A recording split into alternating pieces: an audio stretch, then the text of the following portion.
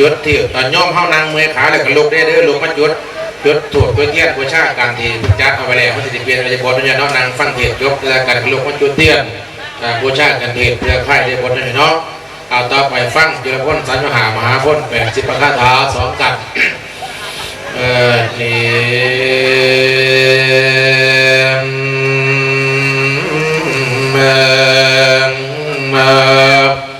กันโยกจบลงแล้วนะมหาพุทธจุลพ้นกันยกจบลงแล้วนะจุลพ้นยันติโตนะฟังมาเด้อโยมพ่อฟังเด้อโยมแม่จะย่อยกนิ้วต้นคอยจิตโตก่อนแม่น้องเลี้ยงนะแล้วพ่อมาเตือนน้องเจ้าในบ้านบอกกันละหนทางมุ่งใส่แถวบ้านสร้างดอกบ้านไปอุดรช่างบอกคนนั้นกันแล้วตาพังในเดินดันลงมุ่งหน้าพออ่อนหน่อยไปตอนมิ่งเมียนอันว่าเสียและสร้างหลายอย่างสารพัดว่าประสาทในไพ่มูมาดอกมือไม่เห็นนะครับกาตาเห็นกันเล่นจอนหลับล้อใส่ดอนเป็นโมแต่ก็เป็นโอ้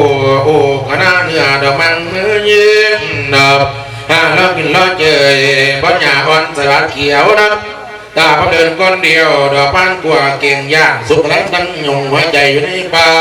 ย่างน้ำหน่อยอ่อนลาเมียใช่ประชานกูนี่นกนับได้ยินนกอีจูนกเขาอันอ๋อละจนกาวันไปเปื่อยเมื่อมนุษย์กินนองนับไก่ได้นอนไก่คนห้อง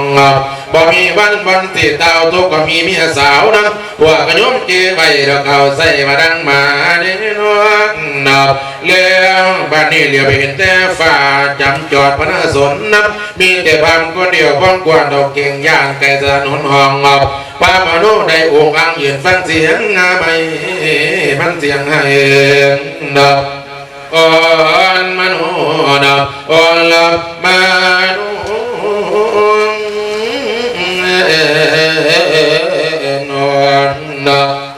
เอาเลยบ้านนี้ทักเบาพื้นไม่มีพวงพยอมหอมเลี้ยลงผัดกินละอ่องละเอ๋ยเอาหอมเด่นอนดอกกักเก่าเลยตีนตามนับดอกมันกู้อ้อยหอมเราให้มาซึมสวงนับแล้วพวกมันกวงเนาะตัวกวงสารพัดเนี้ยสิดู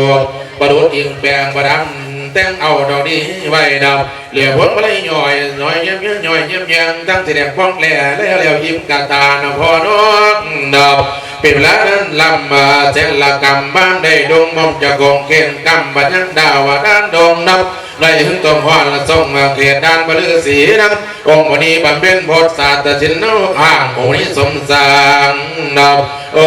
มูนี้ได้สมสางสนาอยู่กลางป่าเป็นมาตั้งขาดสิ้นบ่มีได้บ่ห่วงยิ่งนับและน้ำของท่านนั้นได้น้ำว่าอาจุตานับบำเพ็ญเพียรทำตบะยอดพระคุณไต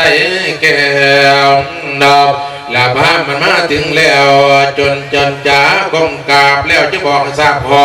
เพราะหูโสปาการนพน้องนับบอกว่าข้านี้อยู่บ้านเขตด่านสีพี่คงจะยินดีดงเด่นดงไม่ดับจึงได้มีสารใส่ไปหาองค์พญาเวทบอกให้กับทุกคนเมืองบ้านยานนครดับเรื่องบ้านนี้ข้านี่ขอพักผ่อนน้ำพอปลือสีน้ำองค์วันนี้เลย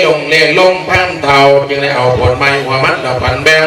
จัดยังที่พักให้ดอกพันได้อยู่สบายเนาะเมรุนดับเสมอกันพวกเขียงไข่ในหมวดจุลและพ้นนับแต่บ้านเดินจอดมาหอดองค์วันนี้นี่ดับและมีคาถา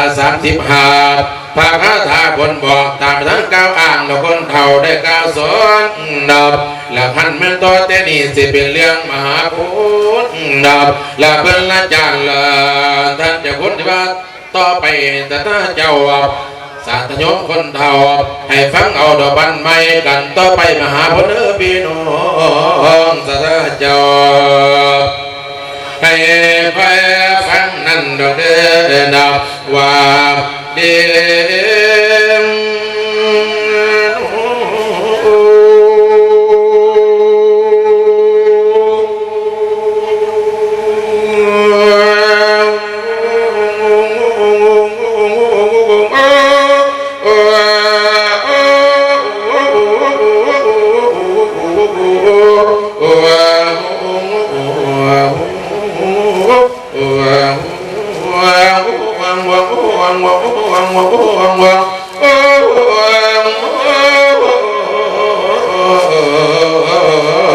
วันนอ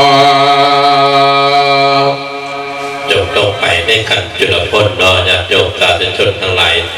ด้วย35ประคาถาต่อไปเป็นกันมหาพ้น80ประคาถากันที่7